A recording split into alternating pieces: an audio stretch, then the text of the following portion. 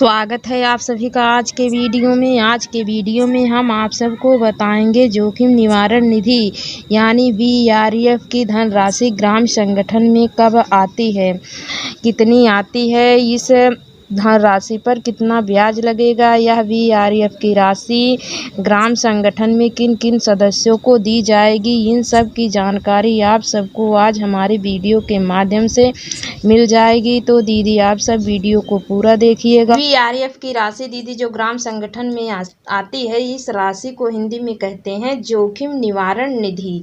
जोखिम का मतलब होता है हानि, खतरा, संकट, घटना, आपदाएं, जोखिम का मतलब होता है। और निवारण का मतलब होता है किसी भी चीज को रोकने, हटाने, दूर करने की क्रिया को जो है निवारण कहते हैं। तो दीदी ग्राम संगठन में जो ये बीआरएफ की राशि आती है यानी जोखिम निवारण निधि जो आती है, तो इसीलिए आती है कि आपके ग्राम संगठन में जितने भी सदस्य जुड़े हैं, यदि उनके ऊपर अचानक कोई संकट आ जाती है, कोई हानि हो जाती है, जैसे समूह से पैसा ले करके दुकान वगैरह की हैं, उनके दुकान में आग लग जाती है या उनके साथ कोई एक्सीडेंटल घटनाएं घट जाती है, इस पैसे से उन दीदी की मदद की जा सकती है। इसीलिए ग्राम संगठन में जोखिम निवारण निधि आती है, इसीलिए इसको जोखिम निवारण निधि कहा गया है। जिसके ऊपर दुख, संकट, आपदा है, इस पैसे से, इस निधि से उस दीदी की मदद की जा सके, इसीलिए ग्राम संगठन में यह जोखिम निवारण निधि 1.5 लाख रुपए की धनराशि ग्राम संगठन में आती है। तो जोखिम निवारण निधि जो होती है दीदी, यह ग्राम संगठन की निधि होती है। यह निधि ग्राम संगठन में कब आती है? तो दीदी जब आपके ग्राम पंचायत में ग्राम संगठन बन जाता है और 3 माह का हो जाता है, ग्राम संगठन का बैंक में खाता खुल जाता है, तो यह राशि जो है ग्राम संगठन के खाते में आ जाती है। जोखिम निवारण निधि जो होती है, यह धनराशि ग्राम संगठन की ही निधि होती है। यह ग्राम संगठन में ही आती है, समूह में नहीं आती है।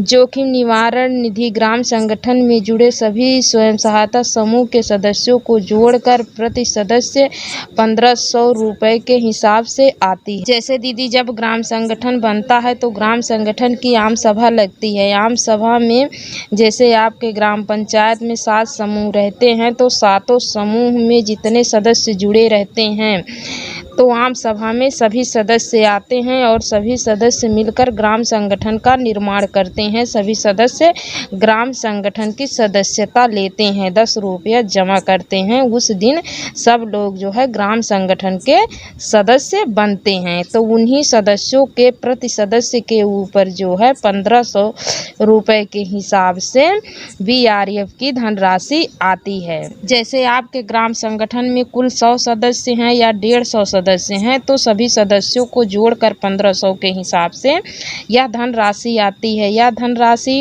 1.5 लाख रुपए की आती है। 1.5 लाख रुपए से ज़्यादा नहीं आती है, इससे कम हो सकती है, इससे ज़्यादा नहीं हो सकती है। यह राशि दीदी 2 किस्तों में आती है। पहली किस्त जो आती है 1.5 लाख रुपए में से 60% आती है, जो है 90,000 रुपये आता है। और दूसरी किस्त जो आती है 60,000 रुपये आती है। उपयोगिता प्रमाण पत्र लगाने के बाद दूसरी किस्त आती है 60,000 रुपया। यह राशि ग्राम संगठन में इसलिए आती है कि आपके ग्राम पंचायत में जो गरीब एवं अति गरीब SC ST के सदस्य हैं, उनके ऊपर अचानक कोई दुख संकट आ जाए तो उनकी मदद इस धनराशि से की जा सके। जैसे अचानक घर में आग लग गई है, किसी व्यक्ति का एक्सीडेंट हो गया है, गरीब हैं, घर में खाने पीने के लिए कुछ सामग्री नहीं है, ऐसी दशा में सर्वे करके उस दीदी को बीआरएफ की धनराशि दी जाती है। तो ग्राम संगठन जो होता है उप समितियों का चयन करता है। उप समितियां अपने ग्राम पंचायत में जाती हैं, सर्वे करती हैं। जो सर्वे के दौरान देखती हैं कि कौन सी दीदी गरीब है, किस दीदी के यहाँ परेशानी है, तो सर्वे करके आती हैं, तो ग्राम संगठन में बताती हैं, अपनी रिपोर्ट जमा करते हैं। कहती हैं कि दीदी जैसे गांव में एक दीदी हैं, बहुत गरीब हैं, उनके घर में खाने पीने के लिए कोई सामान नहीं है, तो बताती हैं। तो ग्राम संगठन सर्वसम्मति से निर्णय लेकर के उस दीदी को वीआरएफ की धनराशि से उसकी मदद करता है, चेक के माध्यम से उस दीदी को भुगतान करता है। एक गरीब परिवार को कितना रुपया दिया जा सकता है जोखिम निवारण निधि से, तो इसमें जो है बताया गया, यदि वह दीदी सामान्य जाति से हैं तो 1500 रुपया दिया जाएगा। यदि वह दीदी अनुसूचित जात की हैं तो 2250 रुपया दिया जाएगा। यदि वह दीदी आदिवासी हैं तो 3000 रुपया दिया जाएगा। इसी प्रकार से भुगतान किया जाता है। तो दीदी, यदि मान लीजिए गांव में सर्वे किया गया और दीदी की स्थिति बहुत ज़्यादा ख़राब है, बहुत ज़्यादा गरीब हैं, उनके घर में खाने पीने के लिए कुछ नहीं है, तो ग्राम संगठन जो है उनको कम से कम 3000 रुपया भी दे सकता है ऐसी दशा में। और उसके बाद जो है, यदि दीदी के साथ कोई दुर्घटना घट जाती है, एक्सीडेंट हो जाता है या उनके घर में आग लग जाती है, तो ऐसी दशा में जो है अधिक से अधिक 5000 रुपया ग्राम संगठन वीआरएफ की धनराशि से चेक के माध्यम से भुगतान